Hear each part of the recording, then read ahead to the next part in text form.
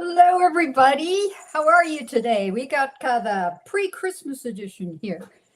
So good to see everybody here. And welcome to Elevator Bridge with Kurt Solove here on Learning Bridge Online. So let's go over the housekeeping. We are going to just talk about technical problems. If you have trouble with the technical problems, if you need help with audio, try reloading the page first. If that doesn't work, then refer to the email that was sent about 30 minutes ago, half an hour ago, and there'll be a backup link on there. So just click on the backup link. There's also a support link at the top on this side, on the right-hand side, if that's my right.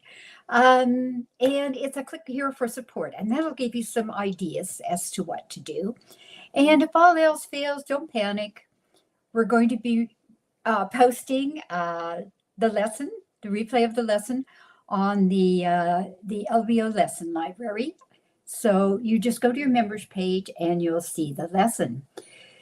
So I'd like to encourage you to ask lots of questions. There's going to be lots of people watching this on video, and probably come the holidays, there'll be more people watching this on video replay.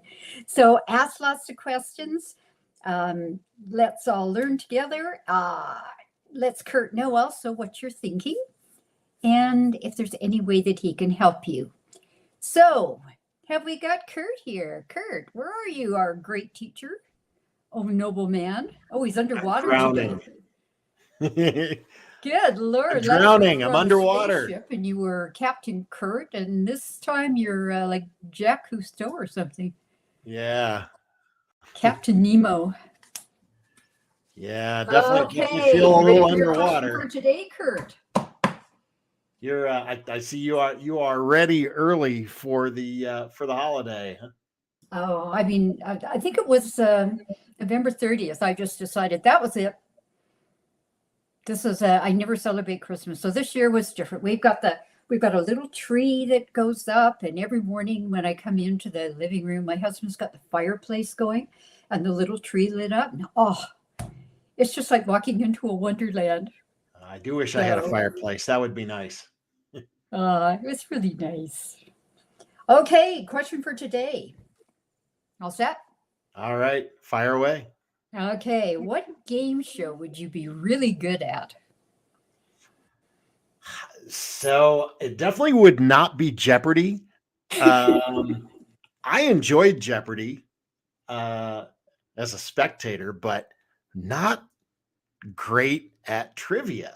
Mm-hmm. Not really my thing. So I think I would probably be good at the old Let's Make a Deal, only because I teach that restricted choice class, and I know which door to pick. So yes. that would probably be the obvious one. I don't know. I think it's game theory. Yeah, I mean, it's like the game theory where if they give you a choice, you should take the choice. Yeah, I mean, in that case, it's a mathematical proposition, so that I can handle. And then I don't know how good I would be, but I do think it would be fun to play the Family Feud sometime. So should get a group of experts together and have a bridge trivia. Yeah. Yeah, could do that. Could do. In fact, I think did ACBL not do that at some point? Didn't they have? I don't remember if it was. Maybe they did it at a nationals or at a regional tournament or something like that. They did like a I think a bridge Family Feud type of thing. Yes. I wasn't present for it, but I heard. Yeah, what they're doing is they have a games night. Yeah, they have two games nights, and one of them is just people can come play chess or whatever, just different games. And then there's another one where they have a Jeopardy, and James is actually doing the hosting. And then there's also like a Family Feud one, and it's the Grossack brothers that do that. Zach and Adam. Oh, okay. Who do that one? So yeah, you're right. Yeah, that would. Yeah, that'd be fun. That's a good idea. That would be fun. Excellent. Okay, I think we're ready to go. Want to get the recording started? Yeah, let's do that. Let's get this thing on the record. Super.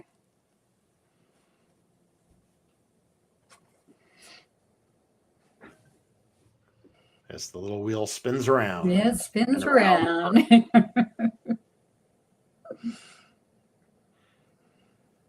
we're off. We're here live. I'm from Qualicum Beach, and Kurt is from Denver. I think you're in Denver, except he's under the water today. And I'd like to welcome everybody. Good morning, afternoon, evening to all of our students here with us today and all of the people who are watching us on the video replay. Glad to have you here. It's excellent. I'm in the holiday spirit, as you can tell. I jingle when I walk. And I'm just glad to have everybody here. And Kurt, you've got talking about profit today. Yeah, we are going to we're going to talk defense, and we are going to talk passive defense. Excellent. And how you can profit, at least in terms of tricks taken. So I can't promise anything more than that. Okay. I can't actually promise financial gain, but I can tell you how to get more tricks when you're defending. So yeah, that's what we're rolling with today. Bye-bye. See you later. All right. Sounds good. Let's get to it. Welcome, everybody. Glad that you could be here. And yeah, let's get down to the business of profiting from passivity. You know, sometimes I think I need to cut out this alliteration stuff with my titles because these things are tongue twisters. Trip over myself trying to pronounce the titles of my own lectures. Yeah, we're going to talk passive defense. We haven't, certainly here and there along the way, we've mentioned it. It's something that I do talk about regularly. The weekly free lesson I do on Bridge Base with Dave Hardy, we talk all the time with random hands that come up about the business of being passive when defending.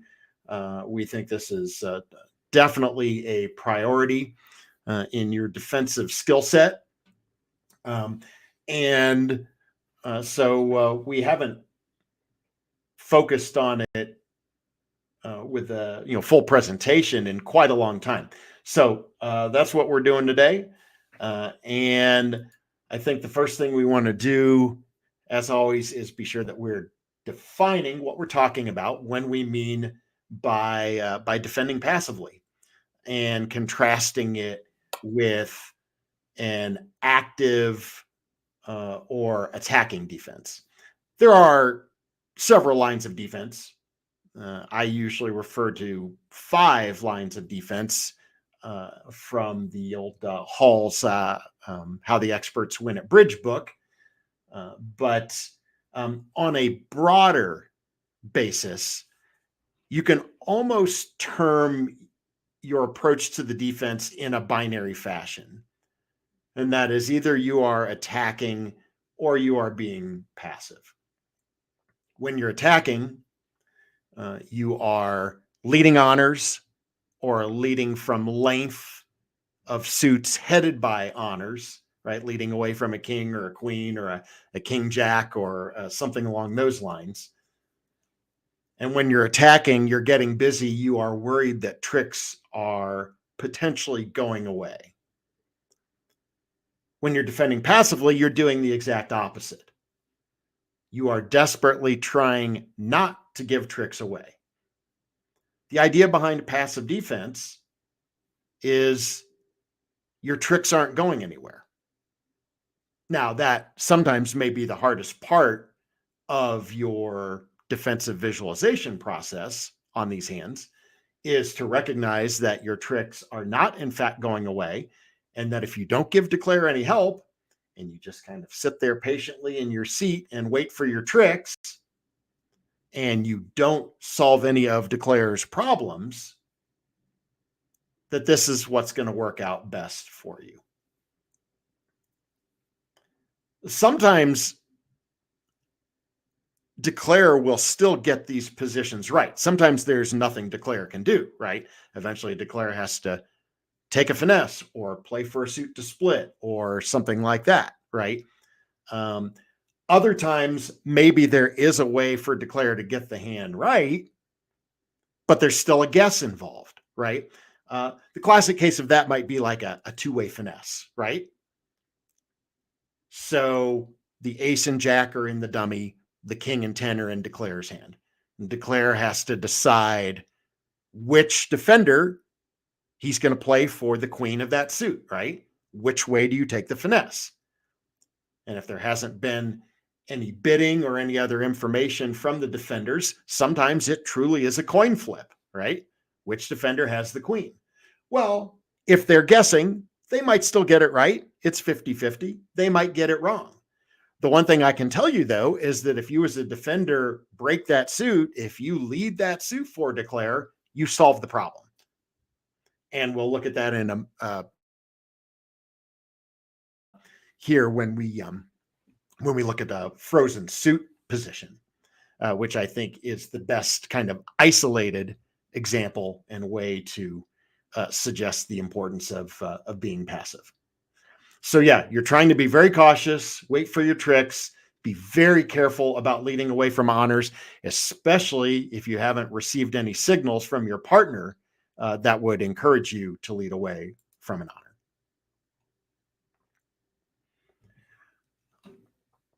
When a suit is frozen, somewhere in the Learn Bridge Online YouTube channel is a video that I did a long time ago. I'm sure if you dig around, you can find it. And I think the title of that video is something like, "What is a frozen suit?" Well, we're going to tell you right now, just in case you don't know that term. If a suit is frozen, whichever side, declaring side or defending side, whichever side breaks the suit first, whichever side is the first side to lead it, loses, basically. Cost you a trick.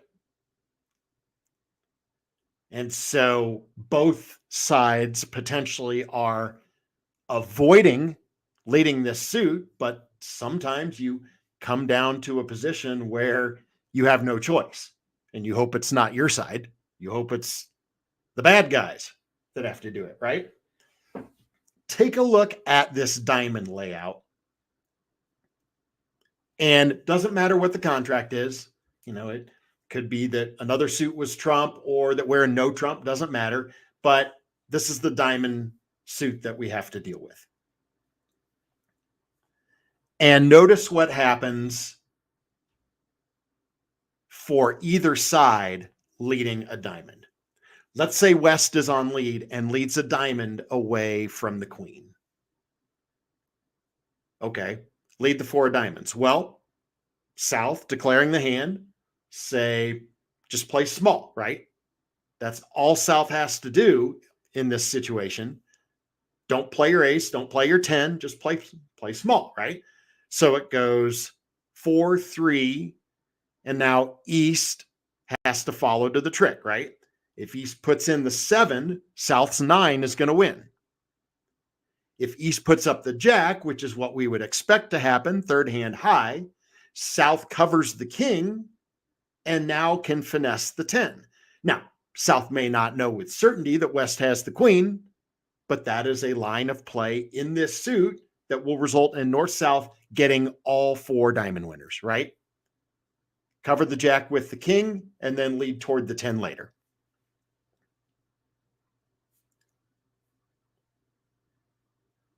What if South has to play the suit? And it doesn't matter whether you are, leading from hand, leading from dummy. We're saying that the North hand is the dummy here. Okay.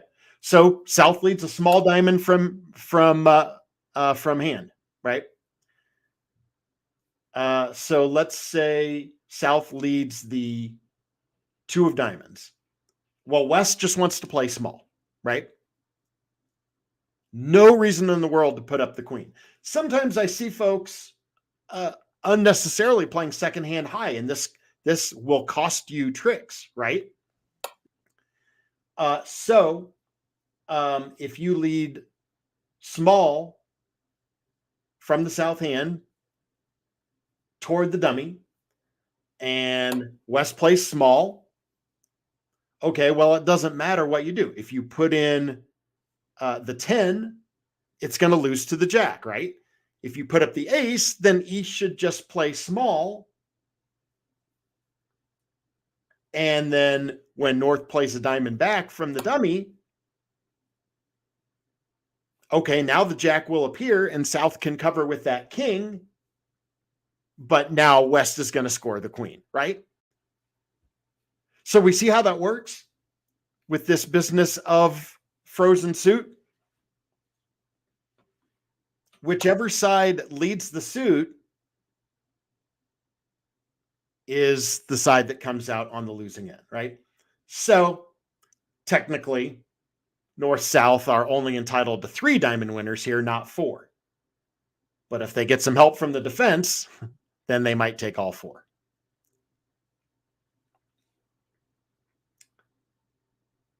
Now, it is possible, sometimes a hand can get played in a certain way that, let's say, East or West may run out of choices, right? Especially if it's a suit contract. There may be something like an end play where they come down to they either have to lead a diamond or they have to allow a rough slough. So yeah, essentially, a suit is frozen when, well, so like in this case, there are lots of different combinations, but it's usually one of these cases where there's some sort of broken honor holding like this, right? So, like for example, it's not impossible on without somebody breaking the suit for North-South to always be entitled to 4 diamond winners. What if one defender holds Queen Jack Doubleton? Then you have 4 winners, right? So I don't, that's good. I should see if there are actually if there's a good way to encapsulate what defines a frozen suit beyond just looking at the layout and saying, oh, it's a frozen suit and recognizing it as one of the positions. So yeah, and this is absolutely a reason as a defender you want to be really careful about breaking new suits when you see holdings in the dummy, because obviously you can't see the declarer's hand, but when you see holdings in the dummy, ace 10, king 10, even 9, right? Even holding like, honor and then a fairly high spot card like a 9, even then you want to be really cautious about breaking that suit, especially if you have not gotten a signal from your partner that would let you know that partner has an honor in that suit, right? So but we'll be looking at a little more of this with some of our passive defense examples when we get to the full deal. So okay, well, we need to know when we're supposed to defend passively, right? What are the indicators? What do we look for? What do we consider about what we've observed in the bidding that will tell us that we need to be passive? Well, if there's no evidence that declare has a running suit, a strong suit or a running suit, a suit that has been rebid or jump rebid, a lot of times that's an indicator of a source of tricks. But if we don't hear that during the auction, we might already start lean toward being passive. One of the big ones, and we will certainly see this at the table here shortly, when that closed hand is known to be a strong hand, the auction indicates that the strength, there's disparity in the strength of the two hands. One hand, declare, is much stronger than the other, and we anticipate perhaps kind of a weak dummy, right? Dummy just, never showed invitational values or game forcing values or anything like that. But the declare, this could be a 2 club opener, a 2 no opener, and I would say even a 1 no opener, right? We're considering really anything above a minimum opening hand. We're essentially calling that a strong hand, right? So even a balance 15 to 17 is a strong enough hand. And we know that on most of our hands where there's a no trump opening, that person usually ends up being declare, right? Because that's what our systems, our stamen, and our transfers all do for us. Part of the function of those systems is to protect the stronger hand and have it be the closed hand. So even leading into a hand that opened 1 no, we want to be very careful about when we make an attacking lead. For some of those suit contracts that are misfits, we see the opponents perhaps reluctantly play in a suit where it seems they may not have an 8-card fit. Maybe they're only in a 7-card fit. It could be even worse than that.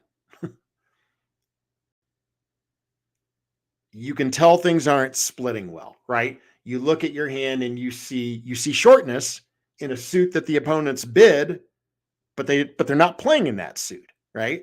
They didn't find a fit there. If they found a fit and you had shortness in the hand, okay, that wouldn't be such an unusual thing, but they're not playing in the suit. Well, if you have shortness there, then partner probably has length and may have honors in that suit. Similarly, what if you have length in one of the suits they have bid, especially length to, an honor or 2? What you might be thinking to yourself is, well, they're not going to have that many natural winners in this suit. They're going to need to do some roughing, right? So when we look at misfit hands that land in a suit contract, a lot of times we want to be thinking about leading trump. At the very least, we want to lead trump until the dummy has no more trump, right? Take away the ability of the shorthand to score any roughs. Because on these misfit hands, that's a lot of times how you have to generate winners, right? You do roughing, sometimes roughing in dummy, or perhaps sometimes a full cross rough, right? Against no trump. And we are going to lock in on this point with our first example hand. So this is a tough one in many ways, especially for, starting off just, I think, because of what we do in beginning bridge. Look, we all know defense gets shortchanged in beginning bridge. We have so many things that we have to focus on. We're telling new players, counting their points. What's an opening hand? What's a response? What's an invitation? How much do you need for game? And then we get into there are no trump systems, all of this bidding stuff, play of the hand, taking finesses, all that. And what gets forgotten, what gets lost in the shuffle of beginning bridge? We just don't talk about defense, right? And so, I understand that we can't do everything at once. These poor people who are learning how to play bridge for the first time are already, drinking from the fire hose. and now we're going to try and talk to them about details of defense. Yeah, it kind of has to wait, right? Well, one of the things that, probably 2 things that people hear about defense when they start bridge, and they may not hear much more than this. One is they hear if they have a sequence, they should lead it. And the other is that if they're defending no trump, they lead 4th best, right? What I have found is that it's very difficult to get people to back off of that. They've been leading 4th best for so long that they're almost on autopilot, and they do it every time they defend no trump. And they don't think about or fully comprehend the consequences. It may surprise you, but if you watch a lot of experts defending against no trump, especially if it's a borderline contract, maybe they just have the values to be in game, but no extras. Or maybe they don't reach game. Maybe they invite a game in no trump and they stop at 2 no trump. A lot of times these are situations to be passive. And if you lead from a poor quality suit and it's only a 4-card suit, a lot of times this will help declare.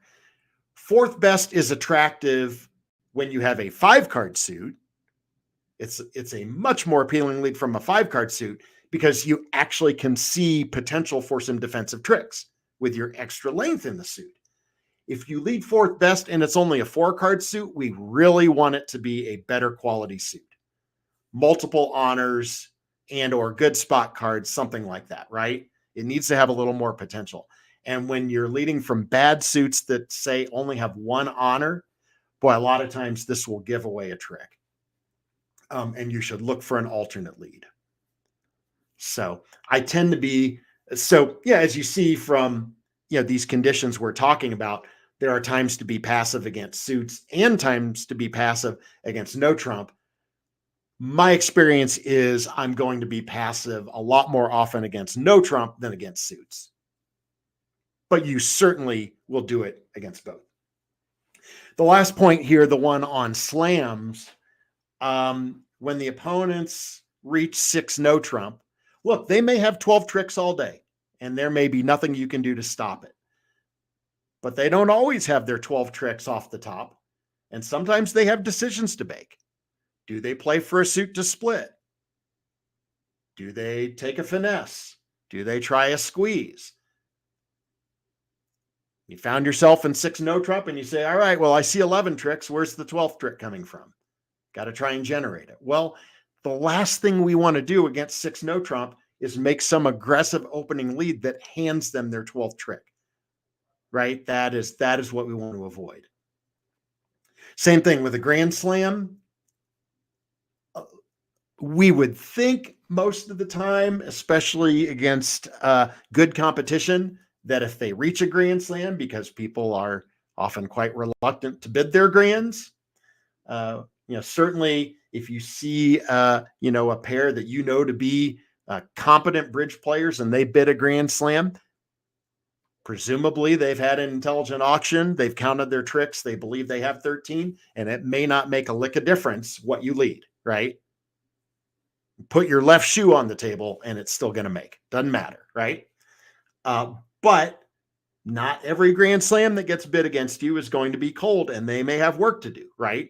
And so same story. Last thing we want to do is give them their 13th trick. If it's a grand slam in a suit, often you hear that a trump lead is a good idea. So that's not absolutely required, but that's usually pretty safe, right? To lead a trump against, say 7 hearts, 7 spades, something like that. We don't think they're bidding a grand slam in a suit, missing the ace, king, or queen, right? So that's probably pretty safe.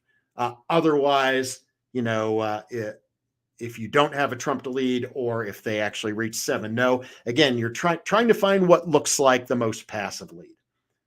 And coming up in just a moment, we'll be talking about exactly what that is. Okay. So those are the indicators. Let's talk about the how. How do we lead passively? Well, are we defending a suit contract or are we defending no trump? That's the difference here. You've gone through the auction, you've looked at your hand, you get a feel for how you think suits are splitting, misfit, not a misfit, where's the strong hand, is the strong hand on your right, are you leading into it, all of these factors. Usually the most passive lead you can make against a suit contract is a trump. Now, you may not always be prepared to do that, right? You may not want to lead a trump away from queen third. That might cost you a trick, right? But if you have just 2 or 3 small trumps, it's probably pretty safe. as the defense continues, and sometimes you lead passively and the dummy comes down and you say, okay, I'm glad I let it trump. Looking at this dummy, I don't like the looks of these other suits. I'm glad I didn't start there, right? Okay, well, if you get back in, you win a trick, you might be able to continue a trump. If you don't have any more or your trumps have been drawn, now you have to find an alternative. And a lot of times the best alternative, if you win a trick, is to just lead back the suit that declare just played rather than breaking a new suit, right? And we'll see some evidence of this in our example hands. Yeah, the business of a singleton trump here. This is a good point here. It is usually a bad practice to lead a singleton trump. Sometimes you do it in the interest of being passive. I don't do it very often. It's pretty rare. The danger of leading a singleton trump is that if partner does have an honor in the trump suit, you might pickle it, right? You might pick that card up for a declare when they aren't going to if they play the suit themselves, right? Like imagine the opponent's playing in an 8-card suit fit and your partner has Jack 4th, right? Well, if they play the suit themselves, sometimes they bang down ace king and they find out they're getting a 4-1 break and, oh, too late to pick up the jack, right? They would have had to do it on the first play of the suit, which would not be a percentage play, right?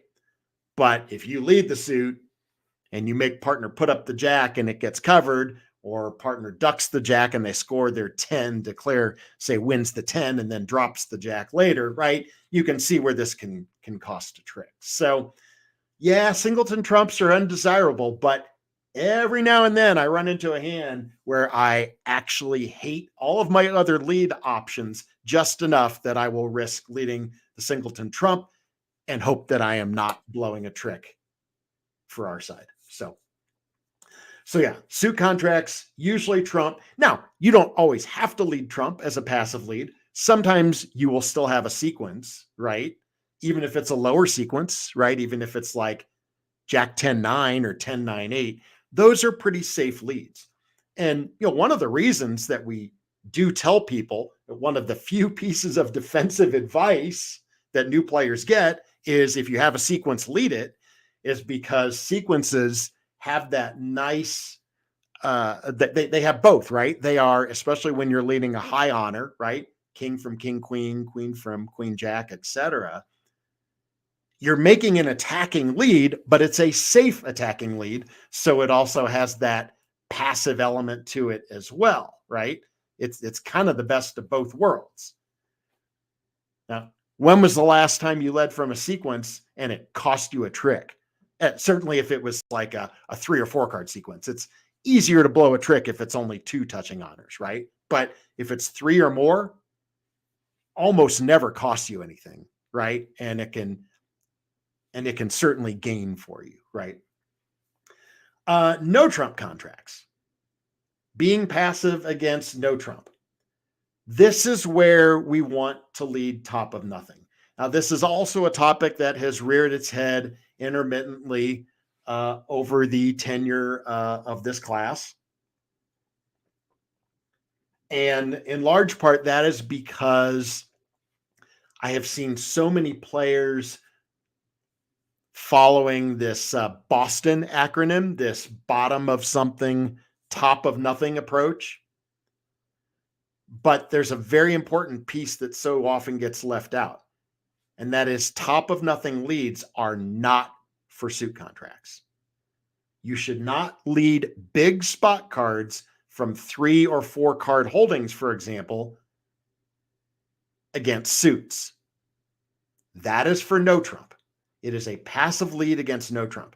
If you lead a big spot card against a suit contract, that should be shortness.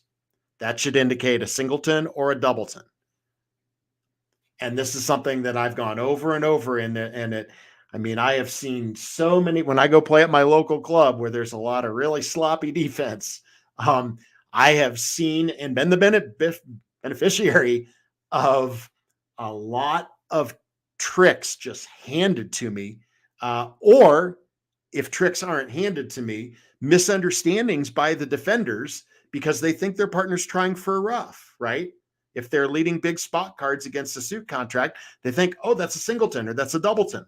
And they spend half the hand trying to give their partner a rough that is just never forthcoming. So yeah, let's see. Doubletons, I don't like doubleton leads, but again, sometimes I will choose it as a passive lead, especially against no trump. But yeah, leading doubletons of suits that your partner has not bid, often not a great proposition. I try to see if I can find a better lead. So yeah, but when we're defending no trump contracts, if you don't have a 5-card suit or a good 4-card suit to lead from, a lot of times your better choice is just go with something passive. And that's where your top of nothing comes into play.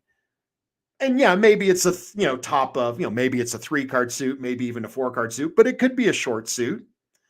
And it's not such a bad thing to make a short suit lead against no trump if you have a really bad hand, right? Because if you have a bad hand, you're probably not going to set up your long suit, and your better bet is maybe to try and hit partner suit, right?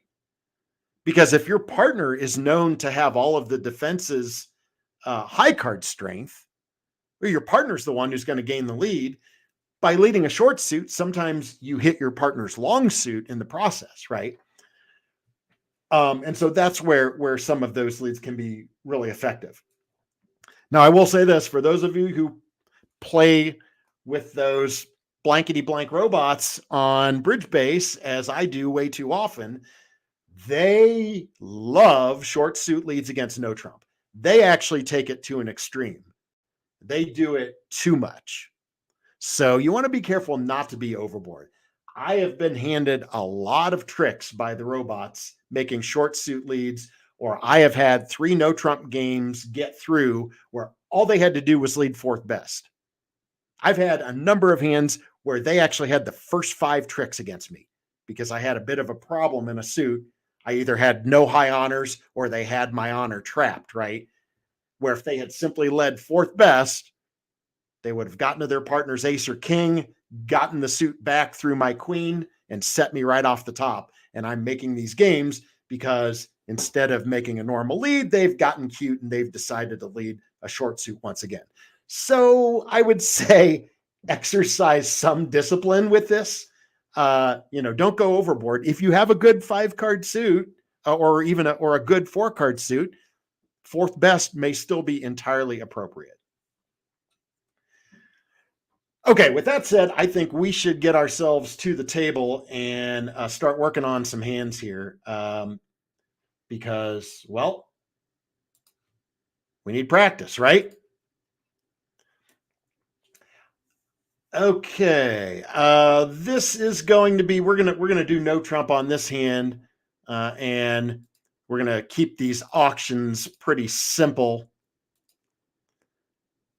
since this is really more about our defense than about the bidding. So my favorite auction, one of them anyhow, 1 no 3 no, a decidedly uninformative bidding sequence. Now the defense has a little information to work with here. They know that North probably has exactly 10 or 11 points, right? That's what's going to show up in the dummy because North failed to open the bidding. We also know that North probably shouldn't have a 4 or a 5-card major since there was no stamen and there was no transfer. All right, that's a little information, but it's not a lot. And just because North didn't pursue a major fit certainly doesn't mean that South can't hold 1 or both 4-card majors or even a 5-card major, right? Since the modern style very much to open a no trump with a 5-card major if you're balanced, right? Minimal information to work with. So a lot of times, and I used to do this certainly earlier on in my in my bridge career, my thought would be, well, they didn't look for a major fit, so I'm going to lead a major against 3 no. And so how many of you are leading the 3 of hearts here? Just, almost automatically. It's 4th best from my longest and strongest. Well, I would not call that heart suit a good suit. It's only 4-card suit, and it's a pretty poor quality suit. And I think that most experts will not lead a heart on this hand. What do I think they will lead? And what will I lead against 3 no? I'm going to lead the 8 of clubs. It's the only suit I don't have an honor in. It rates to be the safest lead. Okay, so the dummy is as expected, right? It's a balanced 10-point hand with no 4-card major. All right. Now, East knows that this cannot be a 4th best, right? You can pretty much just eyeball this one. If you must, go ahead and calculate with your rule of 11, but this cannot be a 4th best. You just see too many clubs above the 8, right? The king 10 are in dummy, the ace jack 9 are in your hand. So you know what partner's doing here, right? And this should be your warning bell, right? When you see the lead of a 9, an 8, even a 7 from partner, right off the bat, you should suspect that this is not a 4th best against no trump. And you figure that partner is leading passively. Okay, so what do you know as East with that information? Well, you know South has the queen, right? Well, that's fine. You're going to let South win the queen. You are not going to play 3rd hand high at this point because you want to preserve your ace and jack over that king 10 in dummy to make sure they don't have another club winner. You love this lead, right? I mean, when you're East, you're like, oh, isn't that nice? I wanted a club lead and partner found it. Great. Now, keep in mind that West didn't lead a club because he knew his partner had good clubs. That was not revealed during the auction. West was just trying to make a safe lead, not give something away, right? I'm going to go ahead and just put the 7 on this because I can see all the spots. My thinking is if for some reason Declare actually ducks this trick, I'd like partner to stay on lead and put another club through the king 10 for me, right? But okay, well, Declare is going to win the queen. And so Declare does not have 9 tricks and has some work to do here to start developing tricks, right? So let's say Declare goes to work on the spades, hoping to find the queen of spades on side and maybe only lose the ace and perhaps get 3 spade tricks here, right? Reasonable approach. Okay, so a spade to the jack, and unfortunately for South, East takes the queen. Now, East, you don't want to touch those clubs, right? Because you don't want to set up a second club winner. So you're going to lay off the clubs. You're going to do something passive. Well, something passive here is probably anything except a club. I think I would probably shift to a heart because that's dummy's weakest suit. And this is an attitude type of situation. I don't want partner to think I have anything in the heart suit. And if I exit with a small card, partner might think I have an honor there. I'm going to lead the 10. Now, a lot of times the 10 would promise the 9, but it also could just be a discouraging attitude signal as you exit, right? And West is happy to see this, right? Well, because now West says, oh, I see. Declare looks to hold the ace and king of hearts, and this is a good thing for my partner to be leading a heart through Declare. Now I actually have a chance to score my queen, right? Okay, well, South doesn't have to try this finesse yet. So I would want to encourage, this is, I guess, if we were playing upside down carding, this would be handy here. I don't know if I can afford my 9. I'm just going to play the 4 for now. Okay, and So declare continues here with the spades. Now you have to take your ace. Now, remember that West does not know how good his partner's clubs are, right? He saw the queen win, but West doesn't know that his partner has the ace of clubs. And you might think for a moment, oh, should I be continuing clubs? But if you think about the situation and you are locked into being passive with your defense here, can it cost you anything to play a club? I don't see how it can. If partner has the ace, great. It's sitting over dummy's king. If declare has the ace, all right, the king's in dummy. Declare started with ace and queen, and we're not giving declare anything that South isn't already entitled to, right? This is the beauty of the passive defense. Oh, Jane's getting into some Smith echo here. Yeah, we like Smith echo, and it's a great tool for being able to say, hey, partner, I like your opening lead, or I don't like your opening lead. On this particular hand, unfortunately, East was not able to use Smith echo because Smith echo is used when declare starts working on his suits, and this is like usually at trick 2 if they win the opening lead, right? Well, remember, what did declare do at trick 2? Played a spade to the jack, and East had to win the queen. So East had to focus on winning a trick and wasn't able to give a Smith signal there. West could give Smith theoretically, but East was winning the trick. So we can't always do it all the time. But again, hopefully partner works out that this is that we're onto a good thing here with this club, and now we continue. And again, same thing. Declare, even if declare didn't have the ace, if declare had queen jack, again, we ask, does the club continuation cost anything? No. If declare started with queen jack and dummy has the king, then North South are in fact entitled to 2 club winners. But here only 1, and we get to see just how well we have fared with that opening lead, because now East can cash the ace and drop the king, and the 9 of clubs becomes the setting trick.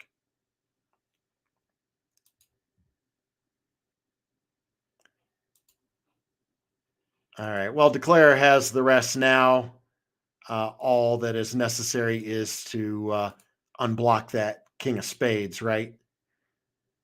I guess I'll keep all my diamonds since I've seen declare pitch hearts. But yeah, now just king of diamonds and a diamond back to hand, and the 10 of spades is good. So South is down 1 here, right? What happens if you make a 4th best lead of a heart against 3-0? That's their 9th trick, right? Seems innocent, but that's their 9th trick, because now they get 3 hearts, 2 spades, a club. They've got the 3 diamonds. And the problem is that after that heart lead, West is going to get back in, right? West is guaranteed to get in with that ace of spades. But guess what? At that point, it's too late to shift to a club. I mean, yeah, you can switch to a club and say, oh, maybe this is the suit we need to attack. But South still has the club stopper intact, and West won't get another chance to lead through the dummy, right? East may get the lead with the queen of spades, but remember, East can't attack the clubs without setting up another club trick. Same thing for a diamond, right? You might say, okay, well, the diamonds are bad, but the jack is a smaller honor. Maybe that's a safer lead.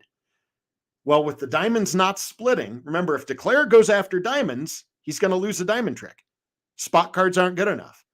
Ace of diamonds, queen of diamonds, 10, as long as West covers the jack, and we'll have seen the 9 from East. Only 3 diamond winners, not 4, right? But what if West leads a 4th best diamond? Well, now declare can duck this to the 10, unblock the ace and queen, and then get to the king later when on dummy with a spade, right? So same thing. If you lead either red suit with the West hand, you are handing Declare the 9th trick. So the moral of the story is, with these scattered honors and poor quality suits, try to be as passive as possible. Let's do a suit contract.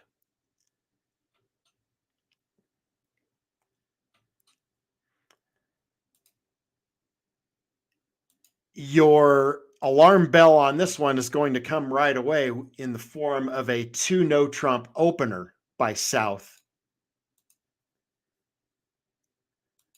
Now we don't know. We know that North, and we're just going to have a Stamen auction to 4 hearts, a nice simple Stamen auction that is going to leave West on lead. Now we know South is the stronger of the 2 hands, and significantly so. North may have just a minimum to insist on game. That's the case here, only 6 points in the North hand.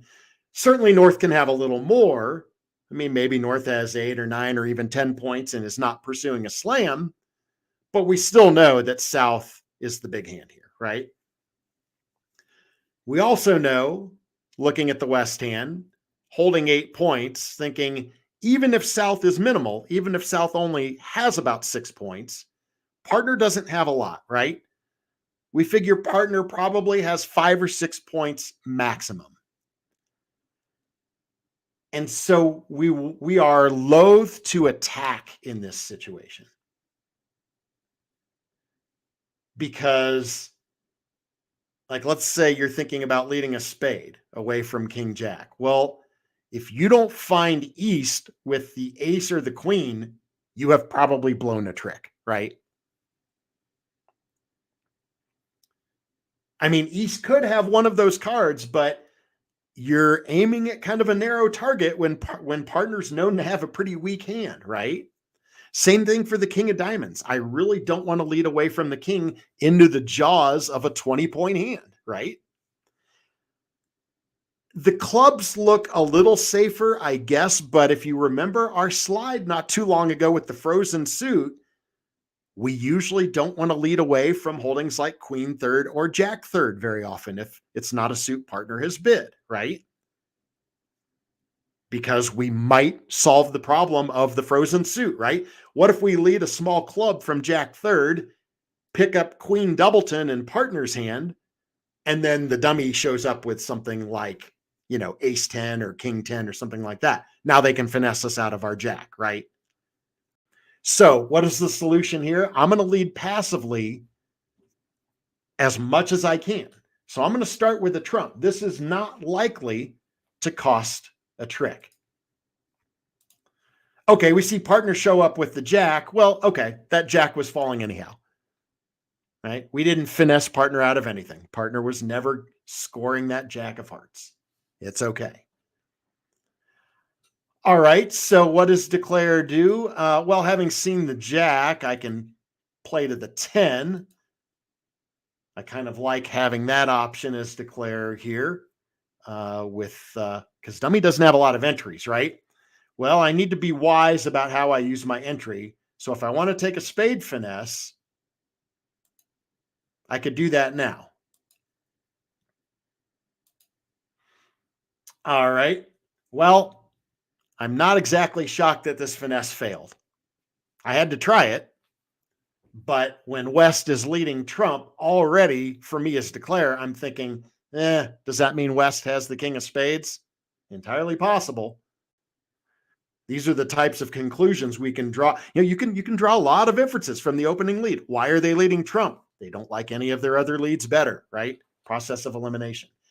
Okay, West, what do you do now? Well, Declare left you with you have the remaining trump, so you have a safe exit card, right?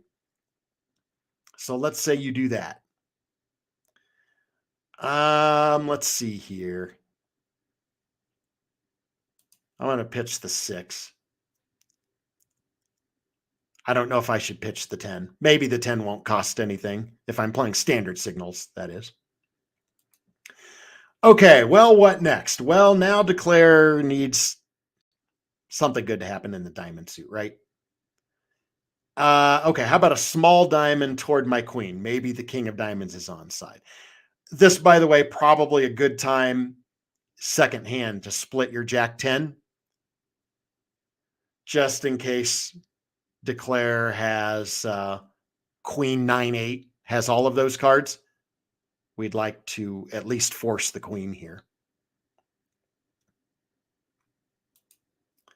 And as declare, I'm like, all right, well, I don't like the looks of that. If I was leading small off the dummy, I think if East had the king, probably he would jump up and take it. So I don't like where this is going. All right. So that loses also. What do you do if you're West?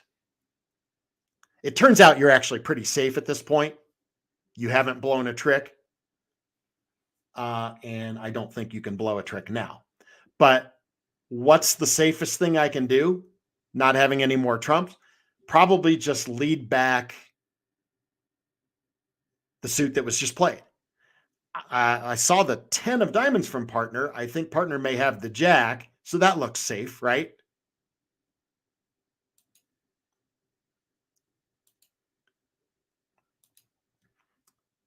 But now you see, and I need to use an entry. I still need to lead toward my, after all this, even to get out for down one, I kind of need the ace of clubs to be on side too.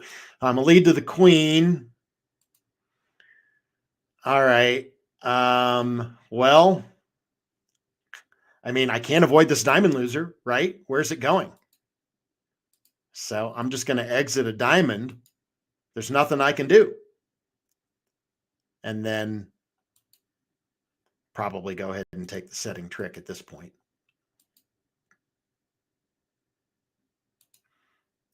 And then the spade loser will get roughed on the dummy. The 7 of diamonds is good, but alas, we cannot score the beer card. And it would be sort of a Pyrrhic victory anyhow, since we went set, right? So again, only 9 tricks on this hand if the defense remains passive. But what happens if West leads a spade from the king or a diamond from the king? That's the 10th trick, right? If West leads a spade, I score my queen and I don't lose a spade. I have the ace and I rough my spade loser and dummy, right? No problem. If West leads a diamond, just duck, right? Just play low from dummy. Let East play jack or 10, score your queen. You still lose 1 diamond, but you don't lose 2. Remember, we lost 2 as things played out. It turns out that the club doesn't actually cost a trick. It makes life a little easier for declare, I suppose. When dummy entries are limited, declare might be thinking, oh, I need to lead toward my king, queen twice and find the ace of clubs on side. So does it relieve declare of a little bit of his work?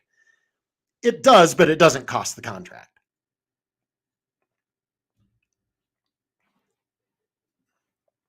So again, that was what was your big sign that we needed to be passive?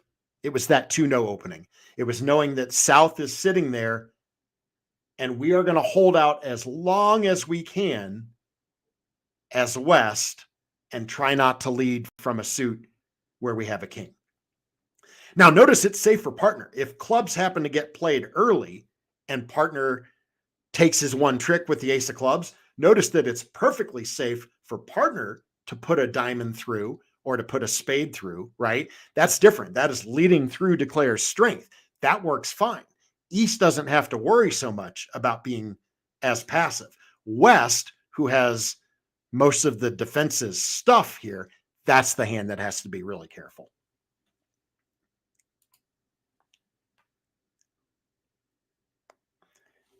All right. This is a hand. This is a good one that just popped up in from the recently concluded. Well, this hand wasn't. I don't think this hand was played at the Nationals, but it appeared in the in one of the daily bulletins.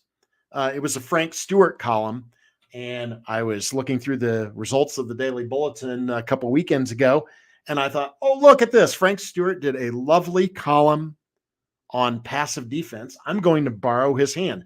By the way, and I didn't ask for Frank's permission, but I have a quick story for you there. Many years ago, Frank Stewart took a hand I played in the Spingold in Chicago and used it for one of his columns. And I had no idea. I wrote the hand up and did an article in the Daily Bulletin. And I woke up one morning and I had a voicemail from a bridge player here in Denver who said, hey, if you haven't picked up the Denver Post yet, go get yourself a copy and look at the bridge column, right? And so there's the bridge hand and my name, the first words of the article. Kurt Soloff was playing in his first ever Spingold in Chicago and played this hand. Now, I was on the wrong end of the result. It was a really cute hand. It was a hand that Mike Purcell played against me. Fascinating hand. In any event, so this was from a Frank Stewart article in the Daily Bulletin. I think it was the first Friday or first Saturday, if you want to find it, along with another hand. He gave actually two examples of passive defense. I'm going to make a takeout double with the north hand. It's minimum, but I think it's okay. But we're just going to have east-west rest in two spades on this one. Okay, well, what are you leading if you're north? That probably your sequence, right? Looks as good as any. King, queen, 10 of clubs.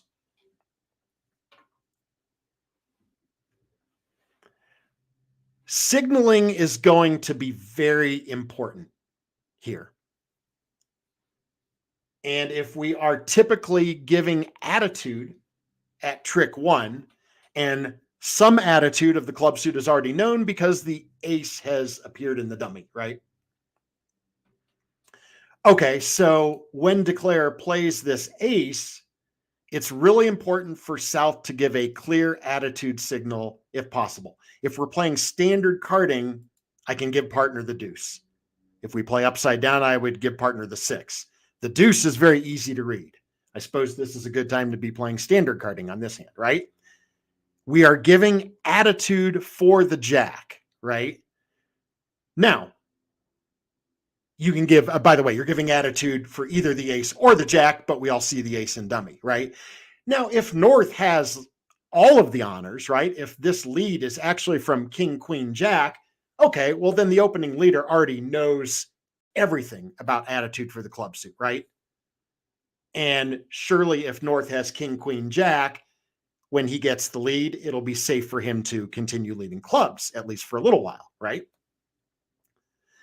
If North does not have the jack, as is the case on this deal, and the lead is king, queen, 10, all of a sudden it becomes very important to know whether South has the jack or whether Declare has the jack. And this is why the signaling becomes so important in this situation.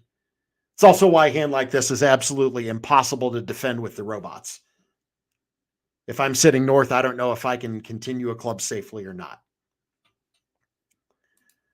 All right, so let's say they go about drawing trump and the trumps divide 2-2, no problem there. Okay, now let's say, and this is what Frank Stewart details in the column. Two, I just gave a standard signal here. So at trick one, South's 2 of clubs said, partner, I don't like clubs. I have nothing useful in that suit for you. That's what we did on this hand.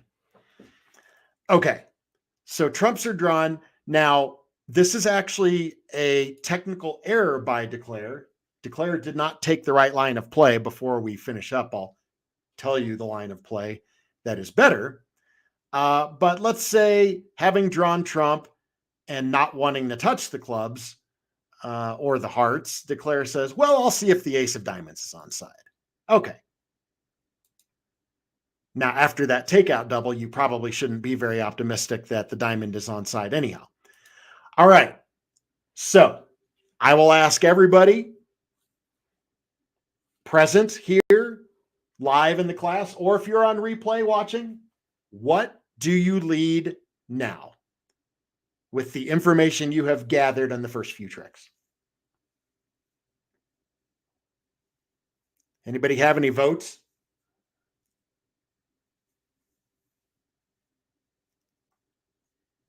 What's most appealing?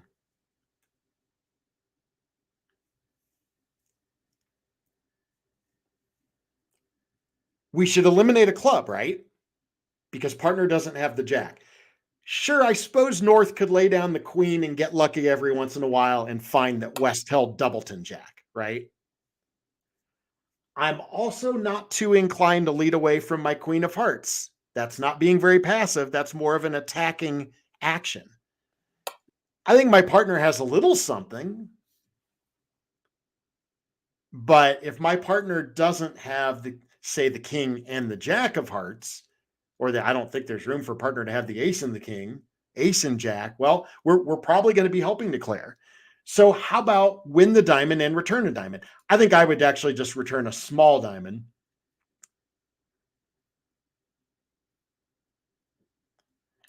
And now partner has queen 10, which is very convenient. Partner can just stick in the 10 here. But if declare had either the queen or the 10 of diamonds, we didn't cost ourselves anything, right? That was a trick they were always entitled to. Okay. Now, South gained the lead here with this diamond. It's time to put the club through, right? Because when partner didn't continue clubs himself, if I'm South, I'm saying, oh, partner does not have the jack. Maybe I need to be leading through the jack. And so here we go. I can try and stick in the 9. That's not going to work. And now I can cash my queen. And I know that the jack is dropping. Now I've seen all the clubs. I don't want to play a club, right? I don't want to give a rough slough. I still don't want to lead a heart, but I have another passive exit here, right? And that is with a diamond.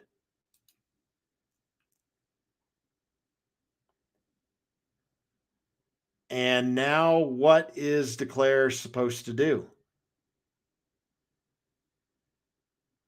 Actually, you know, I should probably, just for extra dummy, I should probably rough with my queen because I want to get back to the dummy. I kind of want to lead a heart toward my hand, but this isn't going to do us much good.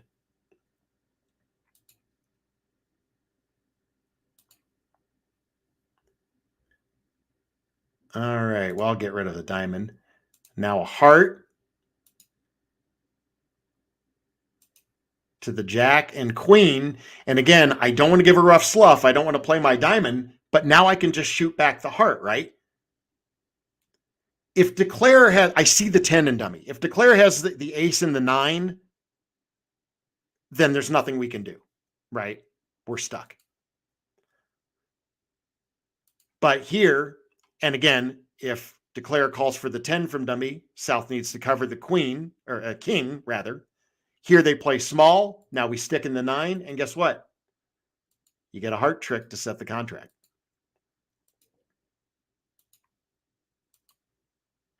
So that was a full-fledged passive defense.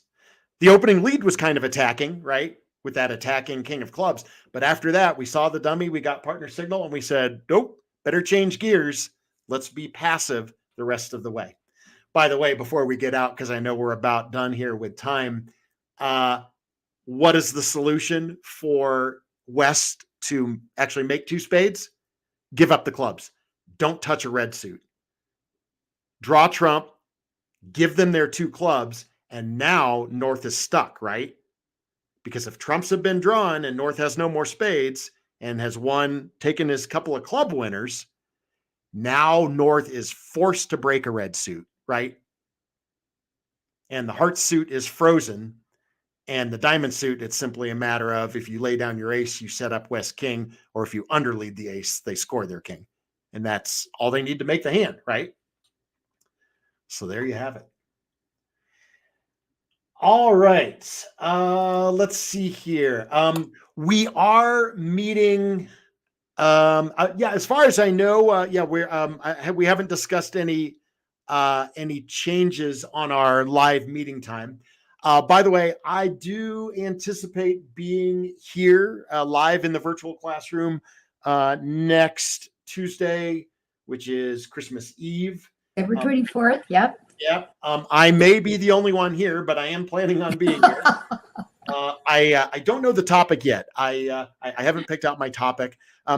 We will probably be doing recording only, most likely on the 31st, just to give people a preview. But again, if we are not meeting live, you will get correspondence from Learn Bridge Online to let you know, hey, we're not meeting live this week, but we will have a recording available for you. So Perfect.